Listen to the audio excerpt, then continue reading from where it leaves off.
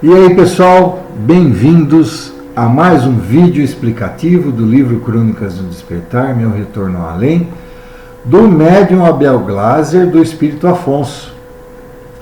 Lembrando que nós estamos na página 188 e Raquel e Afonso foram destinados a uma nova reencarnação. No entanto, eles estão passando para conhecer na colônia de Alvorada Nova todos os departamentos que formam a estrutura da colônia Alvorada Nova. Lembrando que eles vão ter que conhecer tudo antes de reencarnar, para que eles possam entrar no processo reencarnatório propriamente dito. Então vamos continuar aqui, né? Se por um lado a vida na cidade espiritual guarda inúmeros aspectos semelhantes à vida terrena, por outro pode-se observar que há na colônia um ambiente de paz e tranquilidade, que normalmente inexiste no plano material. Fato este que insistia sempre em relembrar em razão da sua extrema importância. Os desencarnados não são, na essência, diferentes daqueles que estão reencarnados na crosta terrestre. No entanto, quando estão em colônias como Alvorada Nova, as suas ansiedades e maus hábitos são naturalmente coibidos pelas regras comunitárias e pelos bons exemplos que os dirigentes fornecem.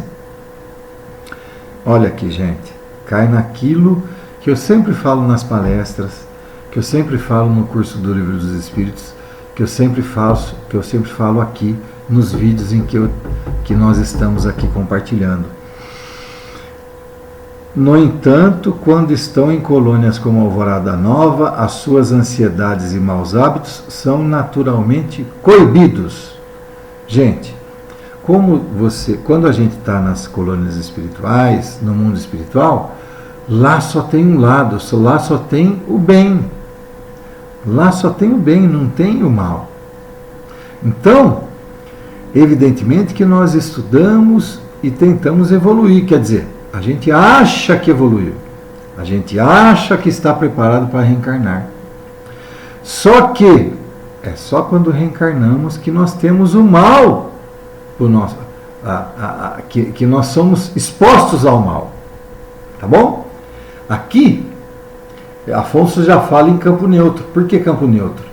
Não temos só o bem, né? Nós temos o mal também. E a balança entre o bem e o mal é o nosso livre-arbítrio. Entendeu? Então, por isso que Afonso fala que aqui é campo neutro. Porque nós temos o bem e o mal, e a opção de ir para o bem e para o mal vai ser nossa. E por isso é chamado de campo neutro. Lá nas esferas espirituais, é só o bem. É muito fácil a gente evoluir na cena do bem lá. Porque só tem o bem, só tem pessoas boas, só tem bons exemplos, os dirigentes, os fluidos que correm por lá, o magnetismo lá, é só vibração boa. Nós não temos, né, a tentação do mal. Né? Raquel e eu sentíamos igualmente tal sensação. Apaziguados em nossas emoções, vivíamos bem e harmoniosamente. Entretanto, sabíamos que ainda não estávamos suficientemente preparados para galgar mundos superiores. Uma vez colocados em ambiente neutro, como é o caso da crosta, acabei de falar para vocês, poderia acontecer de voltarmos a errar novamente e ter atitudes anticristãs, diferentes daquelas que estávamos vivenciando em Alvorada Nova. Indagando aos nossos amigos e orientadores da colônia, soubemos que nossas conclusões não eram diferentes das de outros irmãos nossos. Era natural que no plano espiritual, exceto no inferior, os espíritos tivessem maiores oportunidades de pacificar os ânimos e exercitar bons sentimentos. Afinal, estavam em aprendizado. O progresso, por isso, não se fazia de fato enquanto estivéssemos estagiando na colônia, mas sim quando em confronto com as provas no plano físico. Somente dando vazão aos nossos reais sentimentos é que saberíamos quem realmente quem verdadeiramente éramos. Reencarnados, enfrentaríamos nosso maior inimigo, nós mesmos. Olha que frase maravilhosa, gente. Reencarnados, enfrentaríamos nosso maior inimigo, nós mesmos. Então, por que nós somos o nosso maior inimigo? Porque quando a gente chega aqui, nós temos as tentações. E o nosso livre-arbítrio é que vai dizer se nós evoluímos normalmente, que nós evoluímos realmente, gente. Então, qual que é o nosso maior inimigo? É o obsessor? Lógico que não, gente. O obsessor está aqui para nos tentar, para nós cometermos o erro. O nosso inimigo é nosso obsessor? Não. O nosso inimigo somos nós mesmos, porque nós temos o livre-arbítrio para decidir se nós vamos dar ouvido para o lado mal ou se nós vamos dar ouvido para os bons conselhos. Essa frase aqui, olha, como que é? Mata pau, né? Estávamos nos preparando justamente para isso. Notei que a Alvorada Nova destinava-se a recepcionar aqueles que ainda não tivessem mérito suficiente para, deixando o invólucro material, partir rumo às esferas superiores. Passamos alguns meses estagiando em cada um dos setores da colônia e conhecendo a fundo o mecanismo que era utilizado para nos encaminhar à reencarnação. Muito bem. Parecia ter chegado o dia decisivo em nossas vidas. Raquel e eu fomos chamados ao departamento da reencarnação para escolher dentre opções compatíveis com o nosso estágio evolutivo e as nossas necessidades de aprendizado. Qual rumo seguiríamos no retorno à crosta terrestre? Gente, então, vamos lá.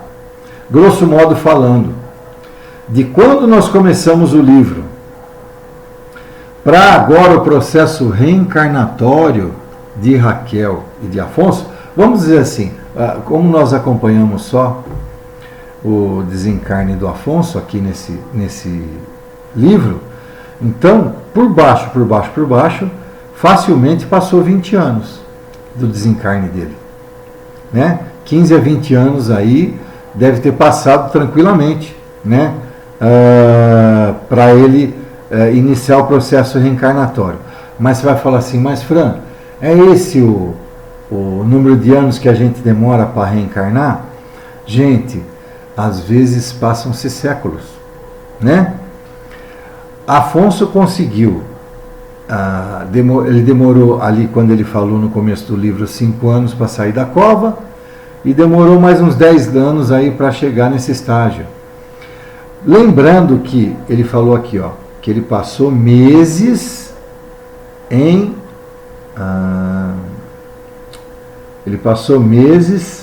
estagiando em cada um dos setores da colônia. Lembram no vídeo anterior que eu falei mais de uma dezena aqui oh meu Deus, mais de uma dezena de setores da colônia, né? Então, como ele passou meses estagiando em vários setores da colônia, quer dizer, ele passou mais alguns anos, né? Para completar o processo, para que ele chegasse até o processo reencarnatório. Então, eu estou calculando aí no mínimo 15 anos. Gente, tem gente que demora séculos. É só, por exemplo, a gente pega por base, nas sessões de desobsessão, quando você questiona um espírito, mas quanto tempo você... que ano você acha que nós estamos? Facilmente, alguns chegam década de 70, década de 60, década de 80. Aí são 40, 50 anos. Entendeu? No caso de Afonso, a gente está valendo 15, 18, 20 anos aí. Tá bom? Rubião nos atendeu logo na entrada com um sorriso sereno no rosto. Tranquilizados, apressamo-nos em dizer-lhe que estávamos preparados para o ato. Fomos encaminhados para locais diferentes, pois faríamos a opção separadamente. A mim foram oferecidos 2 caminhos. Olha aqui. Aqui começou o processo reencarnatório. Lembra? quando eu falo que antes do processo reencarnatório, a gente sempre tem uma reunião com os nossos pais, com os nossos anjos guardiões, com a espiritualidade, para que a gente defina qual caminho que nós vamos tomar. Está aqui, ó. Então, para Afonso foram oferecidos 2 caminhos. O primeiro consistia em ser filho de Pedro, portanto, em tese, voltar à carne como neto de mim mesmo. Esse estágio teria por finalidade vivenciar uma educação cristã baseada na doutrina espírita, justamente aquela que Pedro tentou passar-me quando eu era pai e que recusava com veemência. Seria uma vida simples, pois ele não se ligou aos bens materiais nem à riqueza proporcionada pela herança que leguei. A minha prova seria resistir às más tendências, em especial a minha ânsia por abraçar a vida materialista. Além de ter um ambiente familiar modesto, deveria receber e assimilar de meus futuros pais os ensinamentos que um dia não aceitaria terminantemente. Ensinamentos que um dia não aceitara terminantemente, não aceitaria, né? A segunda opção seria retornar como neto de Marco Aurélio, Aparentemente, era a melhor alternativa, pois eu seria filho de um de meus netos, aos quais sempre dediquei muito amor e teria uma criação em lar confortável. Achei, a princípio, que seria mais fácil suportar a vida material caso fosse rico novamente. Rubião encarregou-se de esclarecer a esse respeito. Soube que, na realidade, eu teria mais dificuldades no ambiente de Marco Aurélio do que no de Pedro. A riqueza sempre tinha sido, de fato, minha inimiga, pois fora ela que me conduzira ao desatino e ao afastamento dos valores cristãos. À custa dela, havia passado muitos anos aprisionado no meu corpo material após o desencarne. Teria eu condições de resistir às tentações proporcionadas pelo dinheiro fácil, adquirido desde o berço? Talvez não. Acabei concluindo. Então, gente, outra coisa que eu sempre falo, sempre que a gente faz a opção por reencarnar como rico, as dificuldades são muito maiores, porque o dinheiro nos traz a fácil sensação de não precisar trabalhar, de ter tudo à mão, de a gente não ter que se esforçar tanto para conseguir, não é verdade? Viver ao lado de Pedro, por outro lado, seria aparentemente mais duro, embora na prática fosse mais fácil. Disse-me o orientador. A falta de recursos materiais poderia dar-me maior oportunidade de não errar e preservar-me de ficar inebriado pelo conforto material. A riqueza é uma prova difícil porque a maioria dos que dela usufrui tem a tendência de esquecer os valores cristãos, tais como humildade e caridade, dedicando-se ao gozo de bens que acentuadamente fomentam egoísmo e orgulho. Pensei a respeito dessas palavras e percebi que Rubião tinha razão. Se estivesse sob o jugo de Marco Aurélio, ainda que fosse apenas seu neto, dificilmente escaparia às más tendências que ele cultivava. Aliás, fruto da educação equivocada que eu mesmo lhe havia dado, podendo voltar ao materialismo e, consequentemente, ao fracasso de minha jornada. Ao estar sob a condução de Pedro, poderia até revoltar-me contra a falta de conforto material, mas obteria uma educação equilibrada e lastreada de valores cristãos. Essa base de sustentação poderia ser suficiente para me afastar da trilha equivocada do apego exagerado aos bens materiais. Olha o quanto que foi ponderado para Afonso o fato dele reencarnar ao lado de Pedro, porque vocês lembram, Pedro já era espírita, participava das reuniões mediúnicas. Então Pedro havia abrido mão, né, da riqueza, né, que o próprio Afonso havia largado para ele. Então, Pedro tinha uma vida mais humilde. Então, essa base, além do que, Pedro provavelmente iria tentar encaminhá-lo na senda do Espiritismo. Olha, gente, deixar muito claro aqui, não é campanha pró-espiritismo, não. É que calhou de Pedro ser espírita. Valores cristãos a gente passa indiferente de ser espírita ou não. Valores cristãos nós ensinamos, sendo católico, sendo evangélico, sendo crente, sendo espírita, sendo de umbanda, sendo, enfim, de qualquer religião. Valores cristãos nós temos que passar, indiferente de sermos religiosos, gente. Os valores cristãos, o bem, a caridade, o amor, a fé em Deus, nós podemos passar, mesmo sendo até ateus, não acreditando em Deus. Você pregando o amor e a caridade, gente, você está muito mais próximo de Deus, mesmo sendo ateu, viu? O problema é que a maioria dos ateus, eles não praticam a caridade, porque eles não conseguem enxergar esse lado. Evidentemente que existem ateus que praticam, tá bom? Mas a maioria não pratica, não. Então, continuando.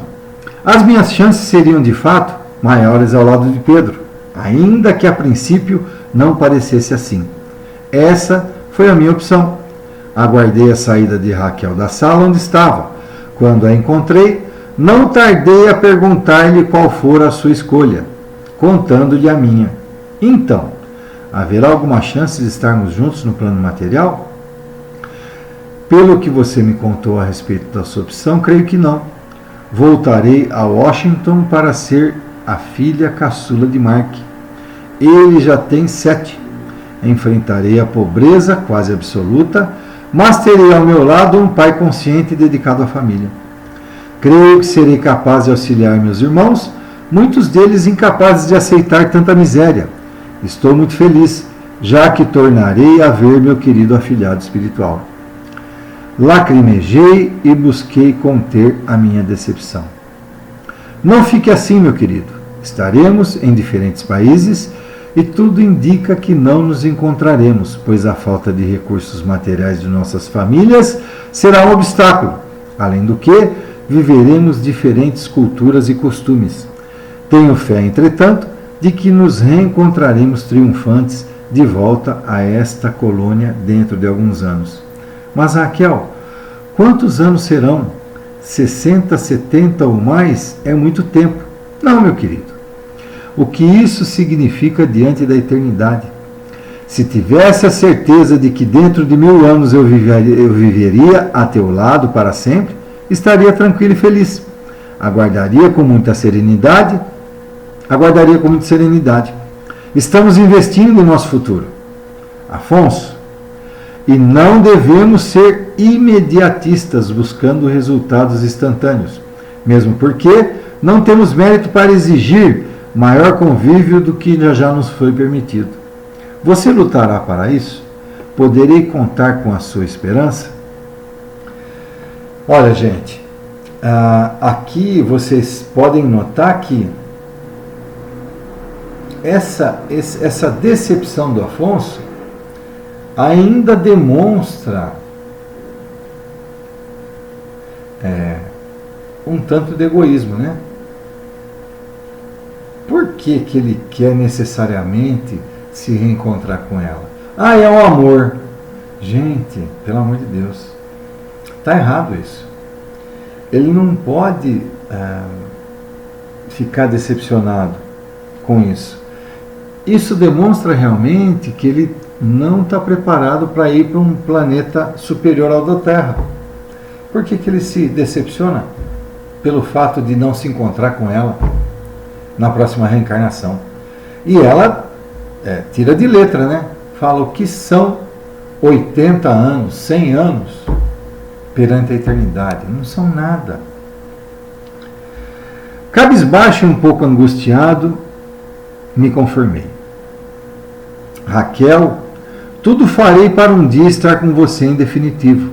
Espero sinceramente que eu tenha forças para progredir, vencer obstáculos na crosta e estar de volta ao plano espiritual vitorioso como almejo. Rubião, que a tudo assistia, interferiu.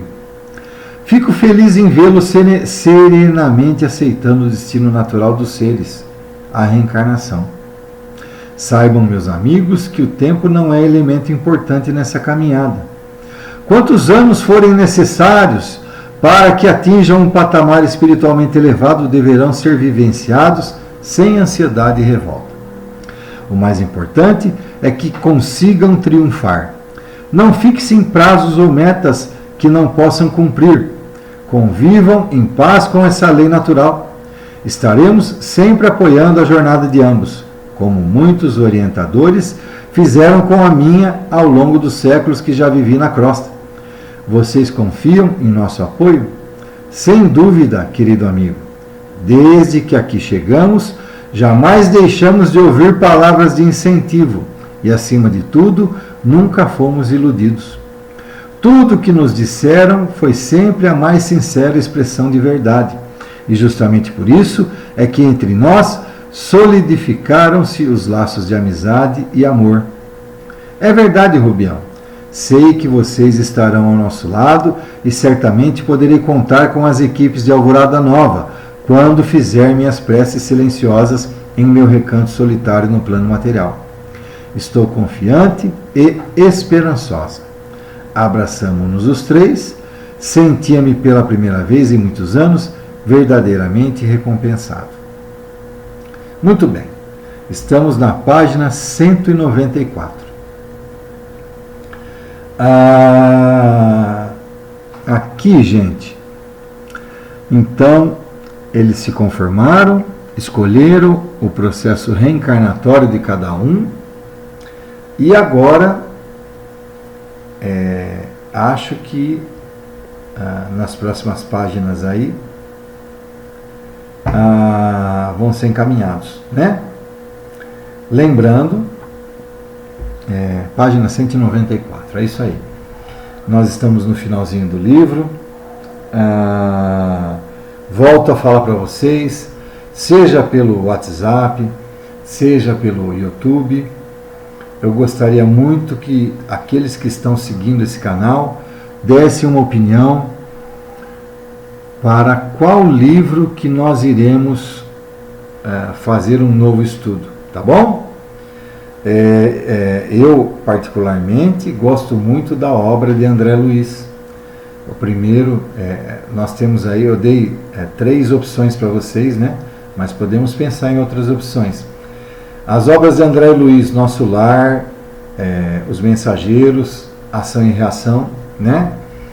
E como falei no vídeo anterior, nós podemos ver um livro da obra de Kardec, O Evangelho segundo o Espiritismo,